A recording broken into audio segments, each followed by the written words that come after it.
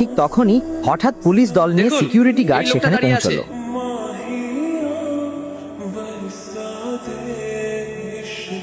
এই চোরকে গ্রেপ্তার করো। কি হলো ইন্সপেক্টর স্যার? স্যার, এই লোকটাই দোকানের বাইরে দাঁড়িয়েছিল।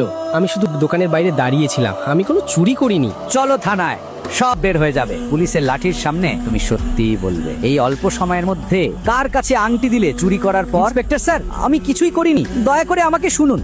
পুলিশ গৌতমকে তুলে নিয়ে গেল থানায়। গৌতম অনুরোধ করতে লাগলো, কিন্তু কেউ তার কথা শুনলো না। থানায় পৌঁছে ইন্সপেক্টর তাকে লকআপে বন্দি করে দিল। তোমরা প্লিজ আমাকে শোনো, আমি অবনী আগরওয়ালের স্বামী। ও, তাহলে তুমি সেই আলসে জামাই যে তার ধনী স্ত্রীকে খুশি করতে চুরি করে? আমি বলছি ইন্সপেক্টর স্যার, 1 মিনিট অপেক্ষা করুন। আপনারা ভুল বুঝেছেন, আমি কিছুই করিনি, আমি শুধু দোকানের বাইরে দাঁড়িয়েছিলাম।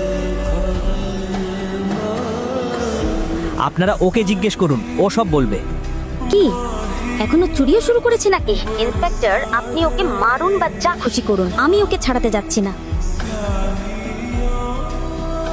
এখন গৌতম নিজেও বুঝতে পারছিল না সে কিভাবে লকআপ থেকে বের হবে। ওখানকার ইন্সপেক্টর তার একটাও কথা শুনতে চাইছিল না, বরং জোর করছিল যাতে গয়নার দোকান থেকে চুরি হওয়া আংটিটা তার কাছ থেকে উদ্ধার করা যায়। সে একটা মোটা লাঠি হাতে নিল গৌতমকে মারার জন্য। ঠিক তখনই ইন্সপেক্টর, স্টপ ইট। ইন্সপেক্টর অবাক হয়ে পিছনে তাকালো। শহরের কমিশনার সেখানে দাঁড়িয়েছিলেন। কিভাবে সাহস হলো তোমার?